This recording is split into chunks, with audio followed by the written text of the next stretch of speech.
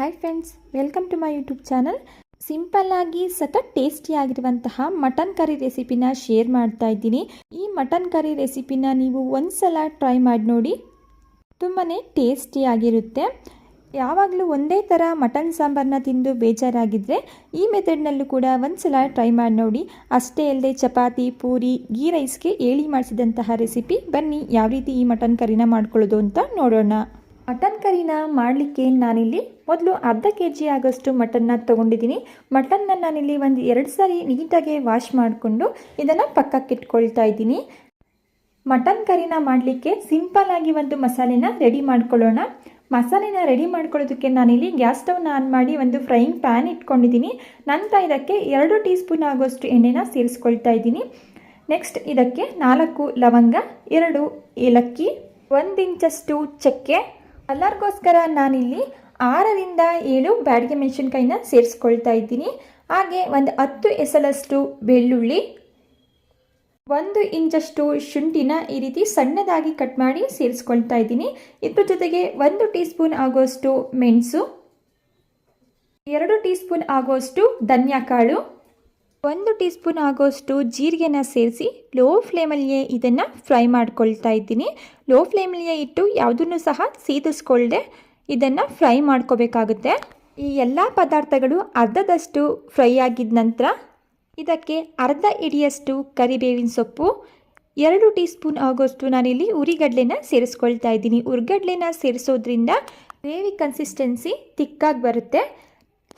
ಈ ಎಲ್ಲ ಪದಾರ್ಥಗಳನ್ನ ಸೇರಿಸಿದ ನಂತರ ಲೋ ಫ್ಲೇಮಲ್ಲಿಯೇ ಗಮ್ಮಂತ ಆರೋಮ ಬರೋವರೆಗೂ ಇದನ್ನು ಫ್ರೈ ಮಾಡಿಕೊಂಡು ಆ ಸ್ಟವ್ನ ಆಫ್ ಮಾಡಿ ತಣ್ಣಗಾಗಲಿಕ್ಕೆ ಬಿಟ್ಟು, ತಣ್ಣಗಾಗಿದ ನಂತರ ಇದನ್ನು ಒಂದು ಮಿಕ್ಸರ್ ಜಾರ್ಗೆ ಸೇರಿಸಿ ರುಬ್ಲಿಕ್ಕೆ ಅವಶ್ಯಕತೆ ಇರೋಷ್ಟು ನೀರನ್ನು ಸೇರಿಸಿ ನೈಸಾಗಿ ಇದನ್ನು ಪೇಸ್ಟ್ ಮಾಡ್ಕೊಳ್ತಾ ಇದ್ದೀನಿ.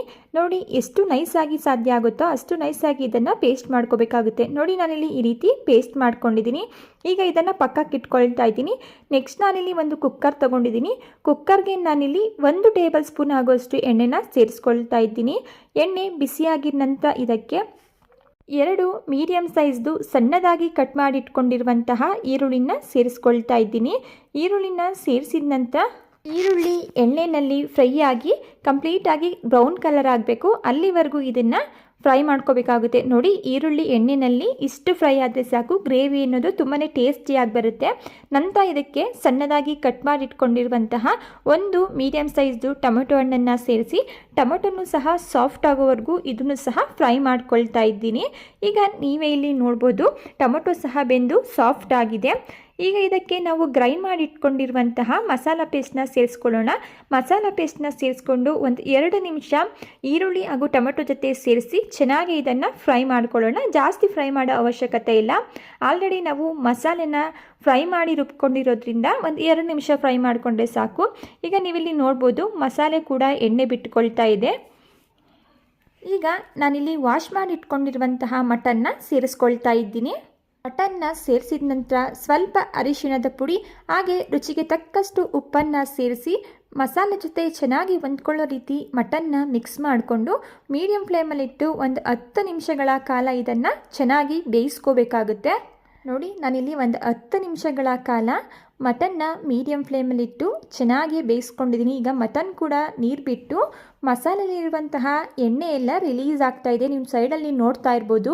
ಈ ಟೈಮಲ್ಲಿ ನಾನು ಇದಕ್ಕೆ ನೀರನ್ನು ಸೇರಿಸ್ಕೊಳ್ತಾ ಇದ್ದೀನಿ. ನೀರು 1 ಕಪ್ ಆಗೋಷ್ಟು ನೀರನ್ನು ಸೇರಿಸ್ಕೊಳ್ತಾ ಇದ್ದೀನಿ. ಮಟನ್ ಕೂಡ ನೀರು ಬಿಟ್ಕೊಳ್ಳೋದ್ರಿಂದ ಮಟನ್ ಮುಳುಗೋಷ್ಟು ನೀರನ್ನು ಸೇರಿಸ್ಕೊಂಡ್ರೆ ಸಾಕು. ನಾನಿಲ್ಲಿ ಮಿಕ್ಸರ್ ಜಾರ್ಗೆ 1 ಕಪ್ ಆಗೋಷ್ಟು ನೀರನ್ನು ಸೇರಿಸಿ ಅದನ್ನು ಸೇರಿಸ್ಕೊಳ್ತಾ ಇದ್ದೀನಿ. ಈ ಟೈಮಲ್ಲಿ ಮತ್ತೊಮ್ಮೆ ಉಪ್ಪು ಖಾರನೆಲ್ಲ ಚೆಕ್ ಮಾಡಿಕೊಂಡು ಕಮ್ಮಿ ಇದ್ದರೆ ಸೇರಿಸ್ಕೊಳ್ಳಿ. ನೆಕ್ಸ್ಟ್ ಇದನ್ನು ಚೆನ್ನಾಗಿ ಮಿಕ್ಸ್ ಮಾಡಿಕೊಂಡು ಕುಕ್ಕರ್ ಕ್ಯಾಪ್ನ ಕ್ಲೋಸ್ ಮಾಡಿ ಮೀಡಿಯಂ ಫ್ಲೇಮಲ್ಲಿ 3 ವಿಷಲ್ ಆಗಲಿಕ್ಕೆ ಬಿಡ್ತಾ ಇದ್ದೀನಿ. ನಾನಿಲ್ಲಿ ಎಳೆ ಮಟನ್ನ ತೊಗೊಂಡಿರೋದ್ರಿಂದ 3 ವಿಷಲ್ನ ಹಾಕಿಸ್ಕೊಳ್ತಾ ಇದ್ದೀನಿ. ನೀವೇನಾದ್ರು ಬಲ್ತಿರುವಂತಹ ಮಟನ್ನ ತೊಗೊಂಡ್ರೆ 4 ರಿಂದ 5 ವಿಷಲ್ ಹಾಕಿಸ್ಕೋಬೇಕಾಗುತ್ತೆ. ಈಗ 3 ವಿಷಲ್ ಆಗಿದೆ. ಕುಕ್ಕರ್ ಪ್ರೆಷರ್ ಕೂಡ ರಿಲೀಸ್ ಆಗಿದೆ. ಕುಕ್ಕರ್ ಕ್ಯಾಪ್ನ ಓಪನ್ ಮಾಡ್ತಾ ಇದ್ದೀನಿ. ನೀವೇ ಇಲ್ಲಿ ನೋಡ್ಬೋದು ಎಷ್ಟು ಸಖತ್ತಾಗಿ ಮಟನ್ ಕರಿ ರೆಡಿ ಆಗಿದೆ ಅಂತ ಹೇಳಿ. ಟೇಸ್ಟಲ್ಲಿ ಯಾವುದೇ ರೀತಿಯ ಕಾಂಪ್ರಮೈಸ್ ಇರೋದಿಲ್ಲ, ಅಷ್ಟು ಸೂಪರಾಗಿರುತ್ತೆ. ಗೀ ರೈಸ್, ಪರೋಟ, ಚಪಾತಿ, ದೋಸೆ ಎಲ್ಲದಕ್ಕೂ ಏಳಿ ಮಾಡಿಸಿದಂತಹ ಮಟನ್ ರೆಸಿಪಿ ಇದು. ಒಂದ್ಸಲ ಮಿಸ್ ಮಾಡದೆ ಟ್ರೈ ಮಾಡಿ ನೋಡಿ. ಮಟನ್ ಕೂಡ ಪರ್ಫೆಕ್ಟಾಗಿ ಬಂದಿದೆ, ನೀವಿಲ್ಲಿ ನೋಡ್ತಾ ಇರ್ಬೋದು. ಕೊನೆಯದಾಗಿ ಇದಕ್ಕೆ ಸಣ್ಣದಾಗಿ ಕಟ್ ಮಾಡಿಕೊಂಡಿರುವಂತಹ ಸ್ವಲ್ಪ ಕೊತ್ತಂಬರಿ ಸೊಪ್ಪನ್ನು ಸೇರಿಸಿ ಮಿಕ್ಸ್ ಮಾಡಿಕೊಂಡ್ರೆ ಸಖತ್ ಟೇಸ್ಟಿಯಾಗಿರುವಂತಹ ಮಟನ್ ಕರಿ ರೆಡಿ ಆಯಿತು. ಓಕೆ ಫ್ರೆಂಡ್ಸ್, ಇವತ್ತಿನ ಮಟನ್ ಕರಿ ರೆಸಿಪಿ ನಿಮಗೆ ಇಷ್ಟ ಆಗಿದೆ ಅಂತ ಭಾವಿಸ್ತಾ ಇದ್ದೀನಿ. ಇಷ್ಟ ಆಗಿದ್ದರೆ ರೆಸಿಪಿಗೆ ಒಂದು ಲೈಕ್ ಮಾಡಿ. ಇದೇ ರೀತಿ ಸಿಂಪಲ್ ಹಾಗೂ ಟೇಸ್ಟಿ ರೆಸಿಪಿಗಳಿಗಾಗಿ ನೀವು ಮಾಡಬೇಕಾಗಿರೋದು ಇಷ್ಟೇ.